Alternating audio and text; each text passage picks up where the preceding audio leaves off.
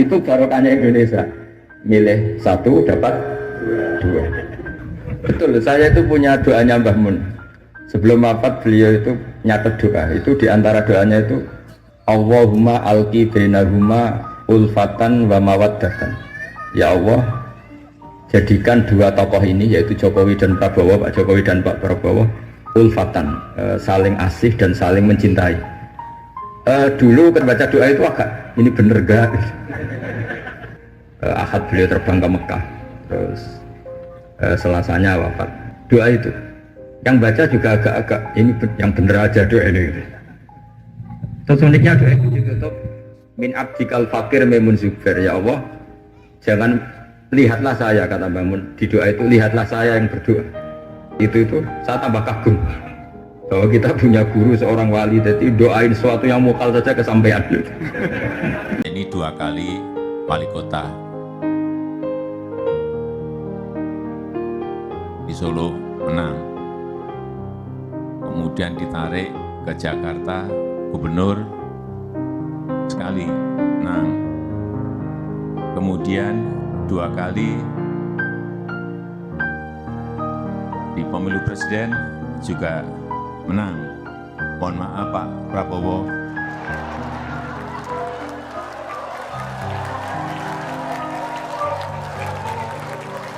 Kelihatannya setelah ini jatahnya Pak Prabowo.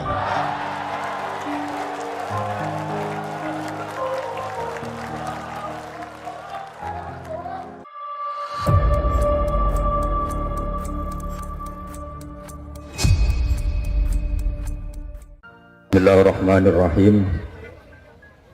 Tabarakallahu dzal furqana ala 'abdihi yakuna lil 'alamina nadhira. Allahumma shalli wa sallim ala sayyidina Maulana Muhammadin wa ala alihi wa sahbihi asma'in. Nama ba'du. Sedanten keluarga besar Bapak kawula, sedanten kampung mriki ingkang hadir ingkang kula hormati, semua hadirin hadirat ingkang kula hormati.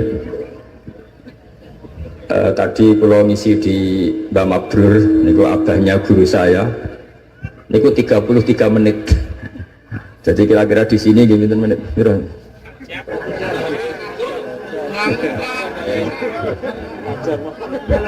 Saya kemarin dengan Ganjar itu gubernur Jawa Tengah itu malah 7 menit. Karena apa ya? Tak anggap iman itu kan sudah mulai kecil sampean. Kok ijek-ijek mulang itu terus piye? Jadi kalau singkat itu artinya saya percaya iman sampean sudah apa? Benar. Kalau ngajinya lama, nanti kalau sampean nggak paham, terus diulang suwi orang paham itu. Tapi kalau sedikit, nanti 7 menit sampean nggak paham. Sing salah Gus Barak mulang mau 7 menit, mulanya nggak paham. Tapi begini ya, kalau tentu punya kenangan banyak terhadap komunitas ya atau kampung sini. Yang diajarkan para nabi adalah wattaba'tu millata abai Ibrahim wa Ishaq wa Yaqub. Jadi kalau ada satu keluarga, misalnya saya ini putra Kiai Nur Salim kelahiran sini, itu harus pakai satu identitas saja. Misalnya saya kenal bapak itu orang yang hafal Quran. Jangan pakai status-status yang lain, nanti jadi repot. Misalnya sampean di bapak Sugih eling Sugiye, di bapak melarat eling melarate, di bapak kasus eling kasusnya, itu nanti jadi repot. Inginnya Allah semua orang hanya pakai status, semuanya adalah hamba Allah Subhanahu wa Ta'ala. Karena itu yang status permanen. Sampean soal Allah itu sekalipun presiden itu tidak siapa-siapa, semuanya hambanya Allah Subhanahu wa Ta'ala. Sehingga ajaran Nabi yang abadi diantaranya adalah saksikan bahwa saya adalah Abdullah wa Rasuluh. Saya ini hamba Allah. Nah, sekarang semua kerusakan di dunia itu dimulai dari merasa tidak sebagai hamba. Seorang dirjen atau menteri ketahanan pangan itu mesti ngira semua kecukupan pangan Indonesia itu karena dia. Kecuali dia pernah ngaji, mungkin agak baik rasanya. Padahal andaikan petani itu tidak mau nanam padi, pinternya kayak apa menteri, tetap kita kurangan apa? Makan. Masalahnya ketika petani menanam padi terus itu biasanya karena nggak punya selera atau karena bodoh. Nah barokahnya bodoh itu mereka tidak nekuni profesi lain, nanam padi terus. Artinya ada padi banyak itu ya barokahnya orang bodoh.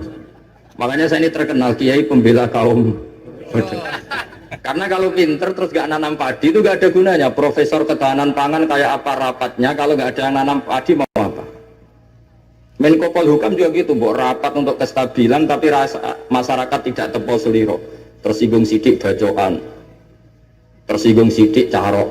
Apa gunanya kepinteran para Menko Polhukam kalau perilaku masyarakat gampang Jadi sebetulnya pengendali Indonesia itu kita semua.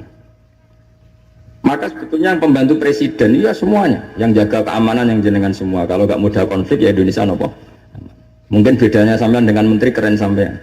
Mereka digaji sampean sudah tidak butuh gaji. Jadi ini kelebihan yang kita harus bangga. Makanya saya kalau jadikan, saya pernah ditawarin jadi PNS Kemenak, saya nggak mau. Takut saya biasa nggak butuh gaji menjadi butuh apa? Gaji. Kan keren nggak butuh apa? Gaji. Nah ini penting saya utarakan supaya agama ini terkonsep secara permanen. Sehingga dalam tradisi ulama, agama ini tidak pernah dipasrahkan ke siapa-siapa. Karena yang ngurusi agama ini hanya Allah Subhanahu wa Ta'ala. Pernah dalam satu dialek, Umar adalah orang yang sangat sukses dalam memimpin Islam. Sampai menaklukkan zaman itu sudah sampai Eropa Timur, sampai Asyirkul Aqsa.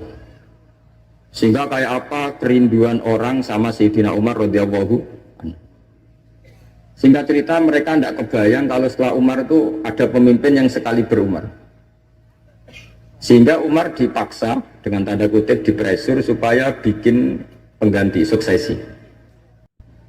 Setiap Ibnu Umar anaknya jalan-jalan kemana-mana, itu mesti masyarakat bilang gini, Mbok yo abah kamu itu bilang ada suksesi supaya pemimpin ini jelas tahapannya. Terus mereka bikin analogi itu kias. Kalau ada kambing 100, penggembalanya tinggal gelanggang, itu dianggap dolim, tidak ya dolim, pasti kocar kacir. Apalagi ini penggembala manusia, kalau suatu saat Umar meninggal, itu pasti kacau. Umar sempat tertarik sama pikiran itu, sehingga beliau ingin menunjuk seorang khalifah pengganti. Lama-lama beliau bangun terus bilang gini, tidak jadi kan. Agama ini yang punya Allah, jadi nggak boleh dipikir oleh Umar. Agama ini pernah ditinggalkan orang yang lebih baik ketimbang saya, yaitu Abu Bakar, tetap jalan. Dan agama ini pernah ditinggalkan oleh Rasulullah SAW, orang terbaik di dunia, dan tetap jalan. Karena yang ngurusi Allah. Makanya sekarang nggak ada wali songo itu. Mungkin zaman wali songo Panjunan tidak seperti ini. Tapi sekarang dipimpin Ustadz TPG, Islamnya lebih maju ketimbang zaman dipimpin wali songo. Bukan karena ustadznya yang lebih hebat dibanding wali songo, memang agama ini diurusi oleh Allah Subhanahu wa Ta'ala. Ustadz kasus ya agama jalan. Wah itu banyak cerita-cerita di TV ustadz apa? Kasus agamanya juga jalan. Ada kiai ditangkap KPK, agama juga jalan. Karena agama ini nggak bergantung seorang kiai, juga nggak bergantung kemenak. Agama ini yang mendesain, yang menjaga hanya Allah Subhanahu wa Ta'ala. Cerita paling modern itu Uni Soviet. Uni Soviet itu negara komunis. Ratusan tahun orang Islam dikooptasi di Uni Soviet. Tapi mereka Islamnya luar biasa, menyembunyikan Islamnya. Belajar tauhid di basemen, di tempat-tempat sembunyi. Ketika Uni Soviet hancur lewat glasnost perestroika itu, langsung jadi negara Islam. Ada Uzbekistan, Tajikistan, Ceknya, itu semuanya jadi negara Islam. Artinya gini, agama ini pernah jaya bahkan saat dikooptasi Uni Soviet. Indonesia juga pernah jaya padahal dijajah Belanda 350 tahun.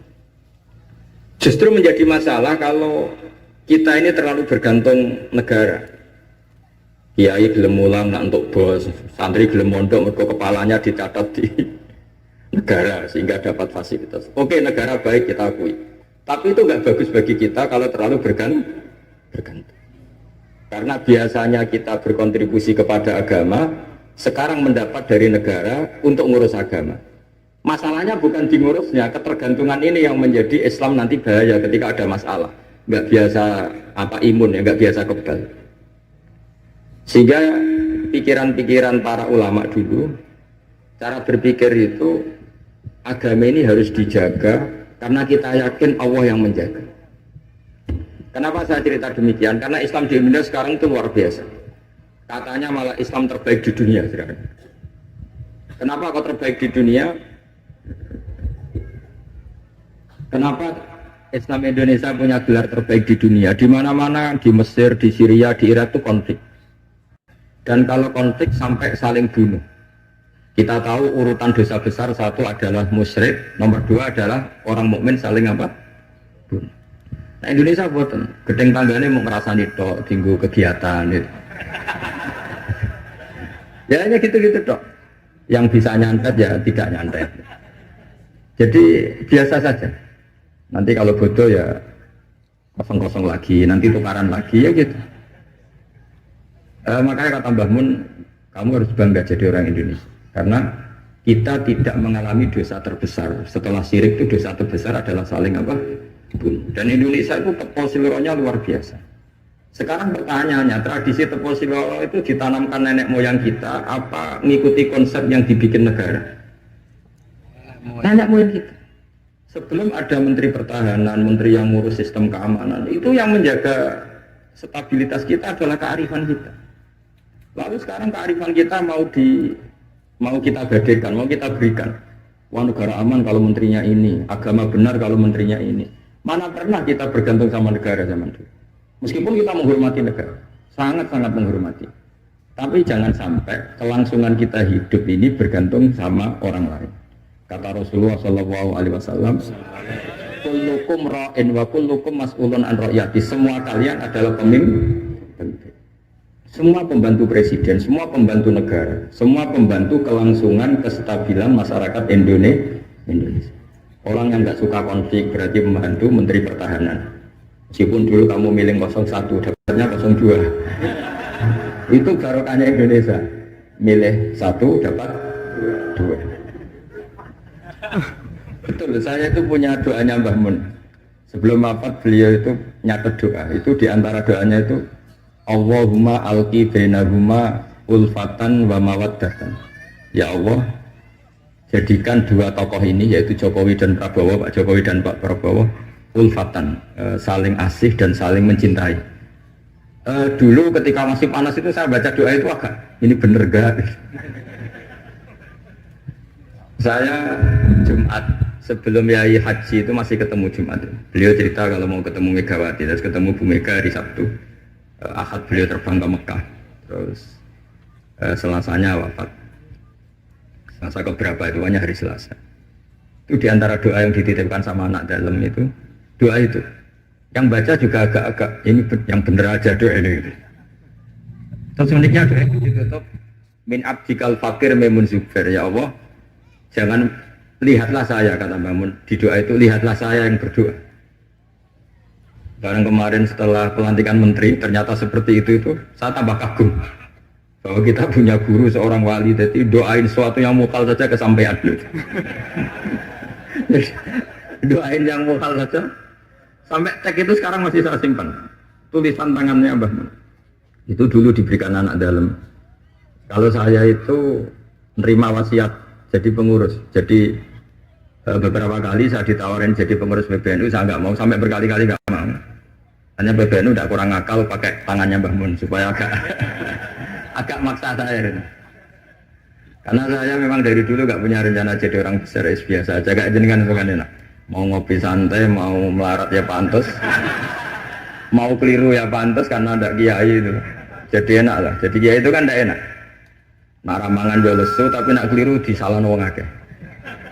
Nah sampai nak salah dimaklumi. Jadi enak. Supaya masyarakat awam itu enak. Terus jadi kiai ruginya gini. Misalnya anak saya orang alim alama, ada pengumuman Gus Pak masuk surga. Nanti pengumuman kedua itu mengecewakan dan para penggemarnya. Memang aturannya. jadi rugi sebetulnya. Karena memang aturannya gitu. Para wali, para orang alim ini kan dapat masuk surga. Tapi pengumuman kedua itu dan itu nggak ada syaratnya. Pas para penggemar itu nggak ada syarat. Siapa saja bisa. Makanya terus banyak orang jalan pintas, nggak mau alim sendiri ya, penggemar Gus Pak aja. Itu sebetulnya oportunis, itu orang nakalan lah kira-kira gitu. Terus akhirnya saya ditimbali beliau, kata beliau, menyuruh saya supaya mau jadi di antara jajaran Suriah. Yang unik dari wasiat beliau itu bukan masalah Suriahnya. Kata beliau, Indonesia itu harus kamu jaga. Bila perlu nanti di lembaga dakwah NU itu melibatkan orang macam-macam, dari partai macam-macam, termasuk partai PDI. Terus ketika tak tanya kenapa ya, sing iso jaga Indonesia itu nasionalis dan religius.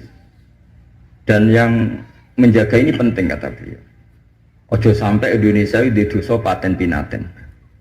Caranya ya aku kudu rukun Mbak Megawati dan mewakili kaum religius dan nasional. Kalau nak paten pinaten repot kayak Mesir, Syria. Jadi fikihnya Mbah Mun itu jangan dilihat misalnya seorang kiai ketemu megang enggak. Lihatlah ini satu ikhtiar supaya Indonesia itu damai. Kenapa? Indonesia. Saya termasuk santri yang akhirnya mencari-cari argumentasi itu. Singkat cerita, saya nyari itu di khazanah-khazanah kitab dan ketemu, yaitu Rasulullah pernah berdamai dengan Suhail bin Amr. Suhail bin Amr itu tokoh kafir Quraisy yang bisa mengendalikan Quraisy. Sekali dia komando perang maka perang. Padahal posisi Nabi sudah di Hudaybiyah, kira-kira 25 kilo dari Mekah. Itu kalau perang pasti banyak korbannya. Dan itu semua perjanjian merugikan Nabi, tapi diterima saja. Asal tidak terjadi saling bunuh, saling chaos, saling kolek. Itu yang ditiru Mbah Mun.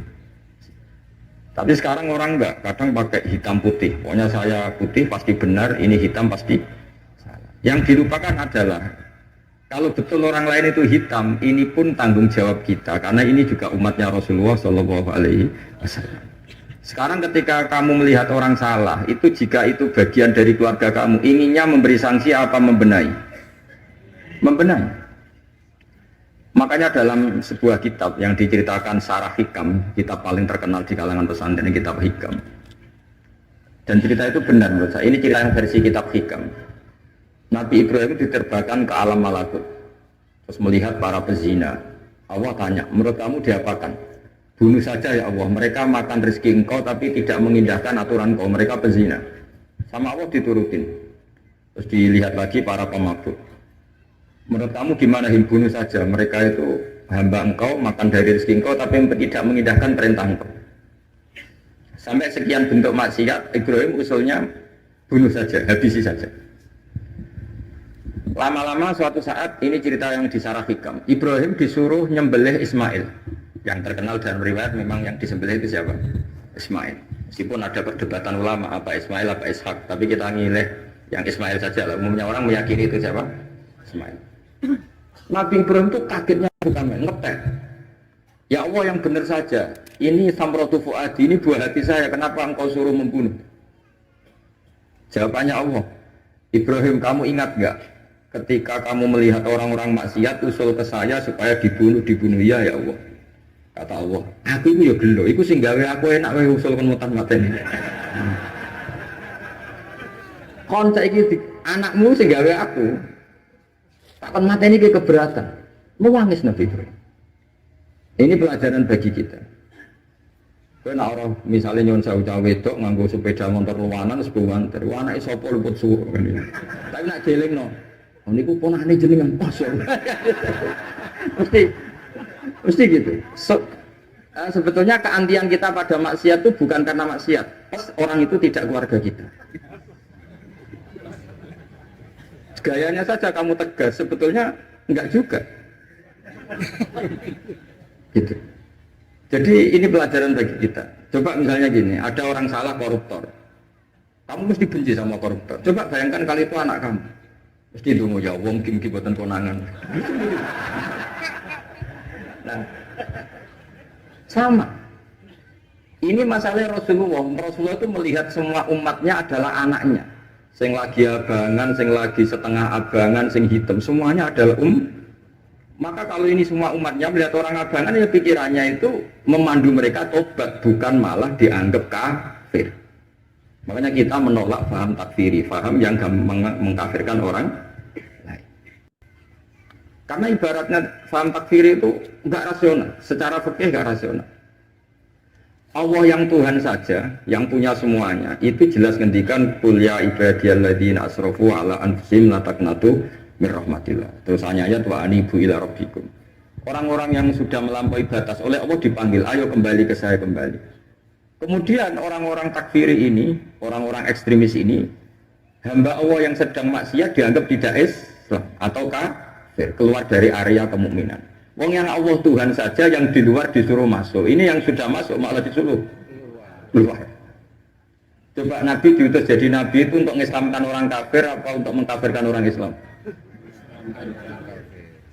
Ya Nabi lo diutus itu untuk mengislamkan orang kafir apa mengkafirkan orang Islam? Mengislamkan orang.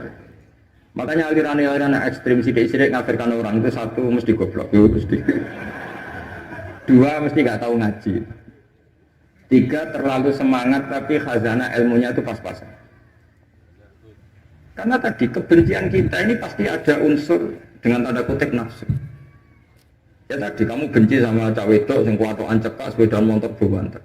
Bareng mbok pisoi jumlah wong ayu banget seneng kowe. Kira-kira masih misoi ndak gitu.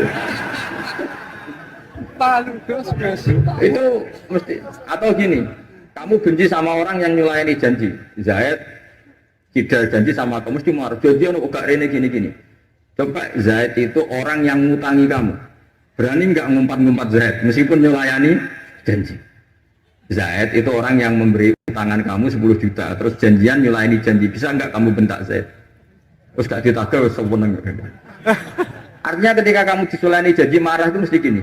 Sudah nyulayani janji plus tidak berjasa. Nah ini yang kita dapat kearifan dari Nabi wa Ibrahim. Saat kita enak saja usul orang maksiat dibunuh dimatikan oleh Allah, itu plus mereka kebetulan tidak anak kita. Coba andaikan zaman di alam malakut Ibrahim tahu yang nakal itu anaknya, apa kira-kira usul demikian? Nah makanya ini jaga kearifan kita, bahwa bayangkan orang lain itu keluarga kita. Makanya kearifan dari bapak saya, bapak itu senangnya kancanan orang macam-macam, masuk musim bulat-bulat. Terus setiap saya tanya, kenapa pak? Sing gelem dadi ngono ku ya sapa? Mesti jawabannya gitu. Karena itu kearifan. Sing gelem dadi ngono iku santrinya bapak dulu yang bulat ya banyak. Iya iku bengkel, ngara gelem dadani barang rusak ya ora usah dadi apa? Iya. Makanya saya ini keterusan, saya termasuk jenis kiai yang enggak tegas. Tapi karena kearifan. Kiai yang terlalu tegas itu biasanya enggak pati arif. Ya tadi, bayangkan itu anak kamu. Kepen ngaji malah diboyong. Cara itu anakmu. Pak Yai memberi kepen didadani malah jiran. Jadi ini pelajaran bagi kita. Jadi bapak hajana itu jangan sampai hilang. Memang ada banyak riwayat tentang Nabi Ibrahim menyembelih Ismail. Sebagian kitab meriwayatkan bahwa Ibrahim itu saking senangnya sama Allah. Ditanya Ibrahim, andaikan kamu punya sapi sekian, kamu korbankan untuk saya enggak? Iya ya Allah, untuk taqarrub ilaika. Kurban itu maknanya satu prosesi ibadah untuk mendekatkan diri kepada mana ada terima sapi unta. Nak jenengan nyuwun anak kula mau tak korban. Terus dites tenan disuruh nyembelih apa? Ismail. Tapi saya lebih cocok sama riwayat yang diterangkan di syarah kitab Hikam tadi. Jadi beliau mengalami kasaf, diangkat kasaf itu satu kemampuan untuk melihat alam gaib. Kemudian dipertontonkan Allah alam malakut. Terus Ibrahim main usul supaya orang-orang itu dihabisi. Suatu saat itu tadi diingatkan Allah, coba anak kamu sembelih. Lu gimana ya Allah, ini samratu fuadi buat saya. Terus kata Allah, ketika kamu usul langsung tak turuti, kok saya usul kamu pikir-pikir katanya. Tapi ini anak saya, memang yang saya bunuh itu hamba siapa, itu juga hamba saya kata Allah. Nah semenjak itu Ibrahim jadi halim. Ibna Ibrahim malah halimun awwahumunib. Semenjak itu dia jadi halim, beliau jadi halim. Halim itu mudah memaafkan. Dulu enggak ya, agak-agak temperamental. Makanya dalam tafsir diterangkan ketika Ibrahim ekstrim memakai beberapa berhala itu di Quran dijelaskan sami'na fatay yazkuruhum yuqalu lahu Ibrahim. Fatan itu anak muda, jadi gejolakannya masih kuat sehingga frontal. Tapi ketika Ibrahim sepuh itu semua proses dakwaannya itu halus. Ya kira-kira mirip Wali Songo. Tapi itu bahasa yang salahnya Wali Songo yang mirip Nabi Ibrahim nanti. Makanya yang benar itu madzhab ahli sunnah wal jamaah. Islam Nusantara itu nama lain yang ingin ikut ahli sunnah wal. Jangan ahli sunnah wal jamaah sekarang ikut Islam Nusantara, itu kacau nanti secara Sering saya ditanya, Gus Islam Nusantara itu kan firqah sudah 73, ditambah Islam Nusantara 74 gitu. Ya kacau kalau seperti itu ya enggak. Islam Nusantara itu ya maknanya ya karena kita punya kultur, punya budaya, dan budaya itu budaya Indonesia. Tentu misalnya orang Arab pakai jubah, itu ya sunat, kita yakini sunat. Tapi orang Indonesia ya sudah cukup pakai hem, itu juga sudah sunat. Jangan kayak orang Madura, karena kalau yang jubahan kiai ke Arab Saudi, supir taksi dicium, tukang angkot dicium, karena semuanya pakai apa? Jubah. Itu guyonannya orang Madura, ya kan? Setelah di sana jubah, itu pakaian nasionalnya orang Arab. Oh iya iya. Makanya kalau melihat film Arab itu bingung, karena yang soleh sama penjahat sama-sama macaknya seperti itu. Kalau film Indonesia kan gampang, yang preman tatonan pakai celana jeans sobek-sobek, yang kiai pakai koko, kan enak. Ini yang soleh, ini enggak. Kalau film Arab bingung loh. Makanya kalau orang abangan lihat film Gus sing Abu Jahal karena karena itu film Arab itu repot, film Arab itu. Dan lucunya orang-orang Arab itu meskipun fasik itu kalau sumpah ya bilang wallahi. Itu yang sering haji, sering umrah kan tahu, orang Arab kalau marah siapapun ya bilang apa? Wallahi. Nah itu maksudnya Nusantara. Tentu kita tetap yakin jubah, pakai jubah itu sunat, pakai seperti itu sunat. Tapi nggak usah berlebihan, terus harus seperti itu. Karena kewajiban kita yang penting adalah satrul aurat nutupi aurat. Meskipun dengan cara negara masing, nah, negara masing-masing ini kemudian oleh kiai kadang diistilahkan apa Islam Nusantara. Sama lihat kan ulama-ulama Turki ya pakai turbus, pakai peci, yang ulama Rusia ya pakai baju khas Rusia. Ya semuanya pakai khas daerah masing-masing dan itu nggak masalah. Karena kata Allah wa ma arsalna mir rasulin illa bilisani apa? Kaum semua rasul itu punya tradisi sesuai tradisi kaumnya masing-masing. Tentu tradisi yang positif. Jadi nggak perlu diperdebatkan. Tapi tetap saya ingin berkeyakinan bahwa pakai jubah itu ya sunat, pakai hem ya sunat, pakai pakaian ala Indonesia yang santun itu juga apa? Sunat. Karena sakofa itu satu tradisi. Nah, bayangkan kalau tradisi itu terjadi di perdamaian. Kayak tadi, Tepo Seliro. Sebelum ada Menteri Pertahanan, sebelum ada Menko Polhukam, sebelum ada polisi, orang Indonesia itu, misalnya dulu di sini ada Bandar sama ada orang-orang sepuh. Itu sing ape nom-nom tukaran rebutan warisan sisen, sungkan sing sepuh. Jadi tanpa ada polisi ini sudah ada kearifan yang bisa mengendalikan orang tidak rebutan warisan, tidak konflik. Sekarang enggak, ambil dulur konflik di pengadilan. Banyak enggak orang konflik harta warisan sampai ke pengadilan? Kadang. Artinya apa? Ketika ada lembaga peradilan justru kita kehilangan kearifan. Makanya ngaji di sini saya mau minta sekali tradisi-tradisi kearifan kita hidupkan lagi. Ini yang terakhir saya cerita sujud. Terus orang terlatih tanggung jawab sendiri. Rasulullah itu betul bisa nyafaati. Itu semua ulama ijma. Rasulullah bisa mensyafaati. Tapi ketika anak dalam, kalau mungkin bahasa sekarang itu pembantu, anak dalam lah kalau dalam bahasa pesantren, itu ditanya, engkau mau nikah, engkau mau boyong, kamu minta saya apa? Ya Rasulullah saya kasih waktu 3 hari untuk menentukan saya minta apa. Setelah 3 hari, anak itu ketemu Rasulullah. As'aluka murafaqataka fil jannah. Saya minta supaya jadi temanmu di surga. Nabi tanyanya unik. Kamu diwarai orang apa karena kamu sendiri? Jadi kalau orang pintar dadakan itu bikin orang curiga. Kamu pintar sendiri apa diwarai orang? Enggak ya Rasulullah. Setelah saya angen-angen semua dunia ini zailah, bakal hilang. Kemewahan dunia, kenikmatan dunia pasti hilang. Yang enggak hilang adalah kenikmatan di akhir. Maka saya minta satu saja. As'aluka murafaqataka fil jannah. Saya minta menjadi teman kau di surga. Apa jawabannya Nabi? Itu saja, tidak yang lain? Iya ya Rasulullah. Jawabannya Nabi itu nih. Fa'inni ala nafsika bikasrati sujud. Saya masih ingat teksnya. Fa'inni ala nafsika bikasrati sujud. Saya minta tolong, bantulah saya. Kamu harus memperbanyak sujud. Jadi makanya semua kiai, semua habaib, semua orang alim, siapapun yang ingin mendapat syafaat Rasulullah SAW, tentu onok modalnya. Mungkin yang kaya ya sedekah, yang miskin sabar, yang ya pokoknya ada amalnya. Nggak boleh gratisan. Nang dunia oleh gratis, swarga loh gratis.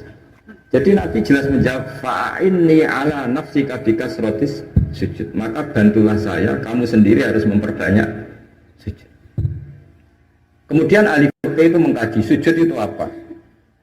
Menurut cara yang disepakati ulama yang mesti benernya adalah diletakkan al-yaden 2 tangan berarti berapa? 3, ar-rukbaten 5, al-qodamen 7. Makanya ini yang disepakati ulama. Tapi banyak juga ulama yang mengesahkan sujud cukup pakai jabah. Jadi kalau ada orang desa sujud agak ngongkrong, yang penting badu'e itu memplek, itu ada juga ulama yang bilang yang penting jangan dilakukan imam musola, nanti dianggap ya masa imam musola kok sujudnya seperti itu. Jadi prosedurnya seperti itu. Jadi tetap Nabi itu inginnya umat ini memberi kontribusi. Jadi Nabi tidak langsung bilang iya saya syafaatin enggak, tapi Nabi ngendikan fa inni ala nafsika bikasrotis sujud, maka bantulah saya dengan memperbanyak sujud. Ya, ngoten mawon. Assalamualaikum warahmatullahi wabarakatuh.